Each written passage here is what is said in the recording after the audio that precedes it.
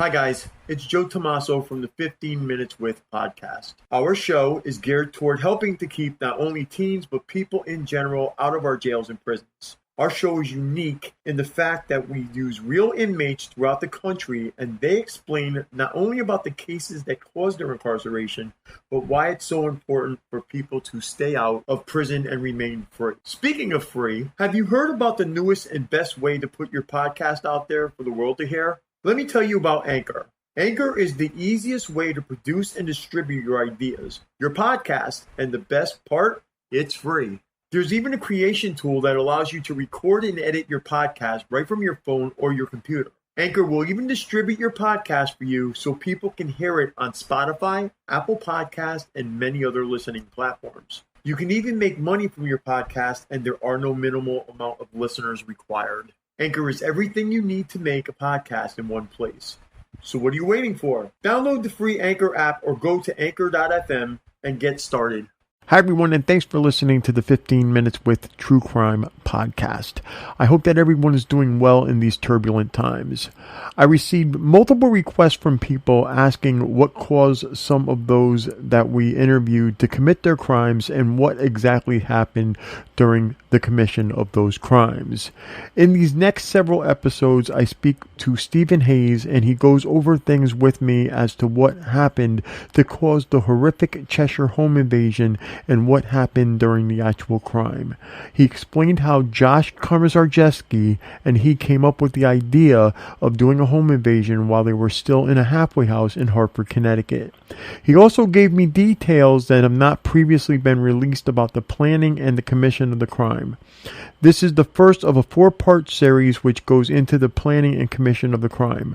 Some of the details are disturbing and may not be suitable for some individuals, so please use caution when reviewing them. Discretion is advised. If you like this show and would like to see it keep going and would like to see it improve, please donate to paypal.me/Joe Tommaso. Again, that is paypal.me/JoeTomaso. If you have any comments, questions, or suggestions, or if there's somebody that you might want me to try and interview, please email me at insidetherazorwire@gmail.com. Again, that's insidetherazorwire@gmail.com. Or you can snail mail us at P.O. Box 162, West Haven, Connecticut 06516. This information is being told to me by Stephen Hayes, who is one of the participants. Joshua Komisarjevsky was contacted but refused to participate as he is currently appealing his sentence. We begin with the first episode of this series.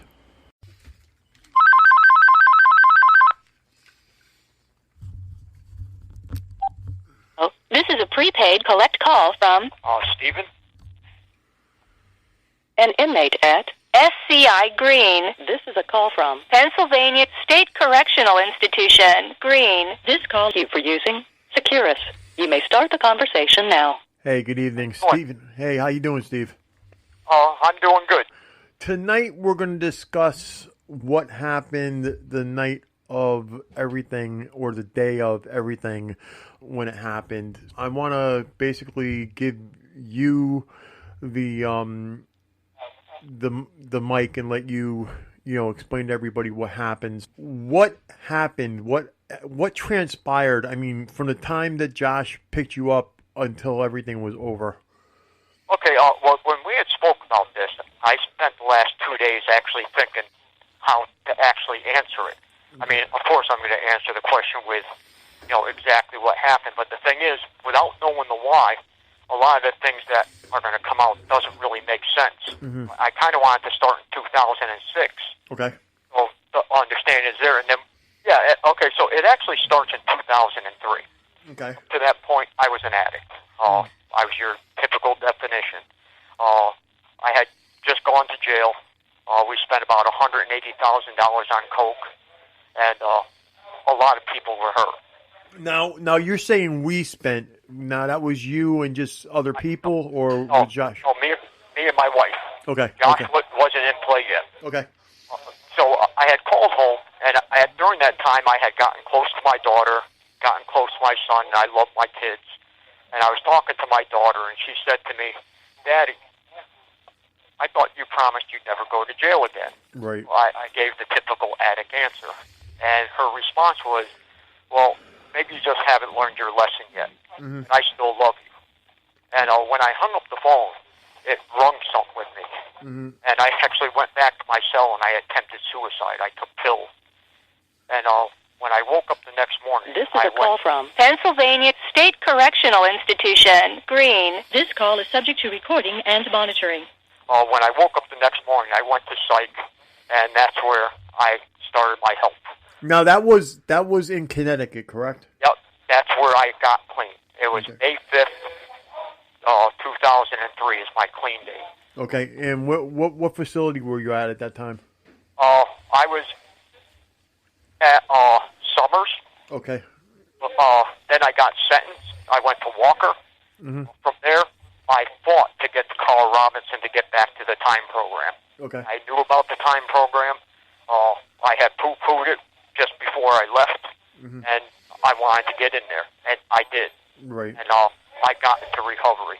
And a lot of people said I was overdoing it, but my sponsor who was there, along with my counselors, were like, no, you're doing exactly what you need to do. Okay. Because, the things that people are saying I'm overdoing, they're the ones getting high. Right. I know I can't do this no more. Either I'm going to be dead or in jail the rest of my life. Like I said, my daughter woke me up, and that's my bottom. So I did my time, and that's when I ended up going to the halfway house. Okay. I had been clean for 4 years. I had recovery of that of 15 and 20 years. Like I said, I put 24 hours a day into it. Right. And I went to Berman Treatment Center, which is part of Community Solutions. Right. And that's where I met Josh. Okay. So he was my roommate. He was a quiet kid. He stayed in his room. Didn't bother nobody, did his art. I stayed in there and did my recovery. Pretty much the rest of the people there were getting high. Right. And so I wanted to be away from them people. So at that point, we just were like barely knowing This each is other. a call from Pennsylvania State Correctional Institution. Green. This call is subject to recording and monitoring. My intention was to leave there and to go to the Warner House in Torrington. I had been there several times. I knew there was real recovery there. I knew what to expect, and I knew if I went there, I was going to get what I need. Right. But Community Solutions, where I was at, that was possible. But they said it would take a couple months to make that move. They were pushing, advocating for me to go to one of their houses. Right. They came and they actually solicited. So I had talked to my daughter and let her know that I'm going to Community Solutions. They had told me they would give me the same things that Warner House would. They promised me. I talked to my sponsor. He said, you'd be closer to me. It's probably the best move. Plus, you can get out immediately. Right. And Josh had left a week before me. I didn't know where he went. A week later, like I said, I had told my counselor, okay, I'm going to go with Community Solutions. You guys are going to do exactly what I need. It's the better choice. Right. And I ended up in Berman House. Okay. I mean, Stillman House. Okay, Stillman House. That's over on Retreat Avenue near Hartford Hospital. So I ended up there, and I was shocked to see that my roommate was Josh. It was a 3-person room. There were 2 empty beds. I took one of them. So it was about another 2 weeks before somebody else came in. His name was Mike, and he was into recovery. I used to not push recovery on Josh. You don't push it. He'd always say he wasn't an addict. I'd say, well, that's what I said. And what you do, you identify with a person. I just name some of the things I do and let him think, you're doing those things. Right. Mike, he was into recovery. So me and him would have a lot of recovery conversations. And Josh would listen in and talk. And we started going to meetings together. And we started going to the one, the Cocaine Anonymous meeting at Institute of Living. And that's when Josh, shocked me. We had been going probably for, 3 or 4 weeks. And I share every meeting, and a lot of other people do. And he actually got up and said, my name is Josh. I'm an addict. And I got to thank Steve. He's the one that made me realize it. And I was shocked. I didn't expect that. and he told his story and had everybody crying. He told a pretty powerful story. Mm-hmm. And so that's how me and Josh got close. Mm-hmm. But things were happening at Silman House. Okay. Everything they had promised me that I would have gotten at Warner was not happening. Right. They lied about everything, and that's because they were dirty. I'm fighting for recovery. The only person who was on my side was Jackie, my counselor, Mm-hmm. and she ended up quitting after they, got rid of me because they set me up with a dirty urine. Right. And a lot of people, nobody believed me. Right. And like I said, this is why I need to tell the why, because I get tired of the naysayers that sit at their computer and, just type in judgment without knowing what's really going on, because what I do is to save someone's life. Mm-hmm. I did it when I was at Carl Robinson.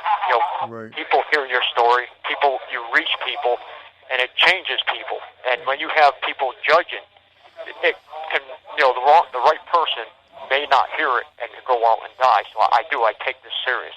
Right.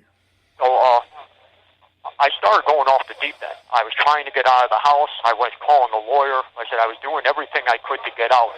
And I was getting ready to talk to the feds because they had closed down Watkinson House for urine tampering and embezzlement, extortion and all types of things. They were looking at Cheney House, but we didn't have any Fed inmates, so there was nobody looking. So all the staff that got left that program were at our house. Mm-hmm. So I just wanted out of there. I wanted to get to Warner House. And that's when I got set up with the dirty urine. Mm-hmm. And that's why Jackie quit, because, a lot of people knew that I was really into recovery. And the thing is, it destroyed me. At first, I was ready to give up on recovery. I met J.B. Gates. I beat the ticket because I said my urine the next morning was clean, because I really didn't get high. Right. And but the damage was already done. My family didn't believe me. Right. So you're saying that you got sent back in, and then they did a retest, and the retest came back negative. Right. I mean, I was crying on the way there, begging for. I said, I'm clean. I'm clean. I really was. And Scott Tatro, my parole officer, was basically saying bullshit. Mm. I got in. The lieutenant that was, bringing me in. I mean, I'm a grown man. I'm crying. He said, "Look, I can give him another test right now." And Tatro was like, "Well, if this one comes back clean, we'll let him out. If not," and I said, "I knew I was set up. Mm-hmm. I'm going to come back clean because I know I'm clean." Right. So I ended up beating the ticket. I went to J.B. Gates, and corrections was the only people that believed me. My family did. My daughter, my son turned his back on me. My wife did. Mm-hmm. Even my mom didn't believe me. The rest of my family. Mm-hmm. So when I got out in 2007, I was still in recovery.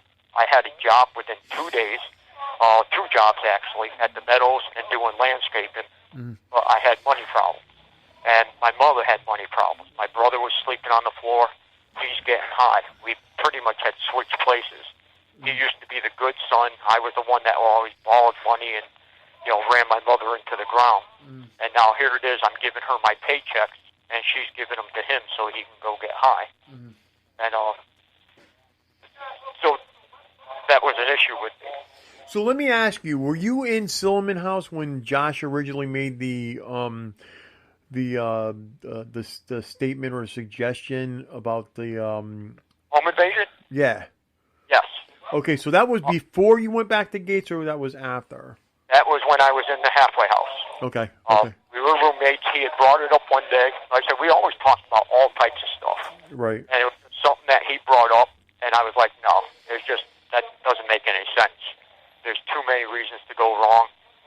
And that was it. The conversation was over. Right. And it was actually after that is when he, admitted to getting clean. So I just took it as, he was, thinking about going out and doing dumb stuff because he didn't understand that recovery was possible. Right. And so, like I said, once we got to 2007, mm-hmm. That's where things began to unravel with my mom. Right. My brother got in her head. Like I said, we had switched places. She doesn't know what to believe. Everybody still believes that my urine was dirty. Mm-hmm. And, I had money problems. I'm giving my money to her because she needs it to survive. Everywhere I went I had a car, but I couldn't get it fixed. It had been sitting for 7 months at a shop. I didn't have the money for that. I didn't have the money to register it.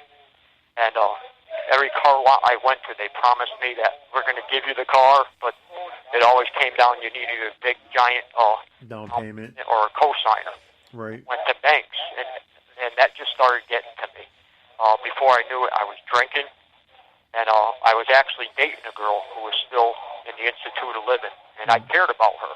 And it bothered me that, so I ended up stopping going to meetings because I'm relapsing, and I can't say with honesty that I'm clean.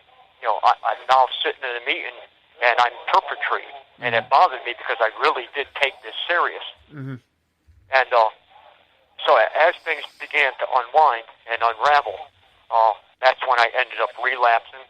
I got a gun. You have 1 minute left. And I just can stop here. Okay. Right. Like I said, I hope this helps somebody. Like I said, I'm going to be telling some... Thank you for using Securus. Goodbye.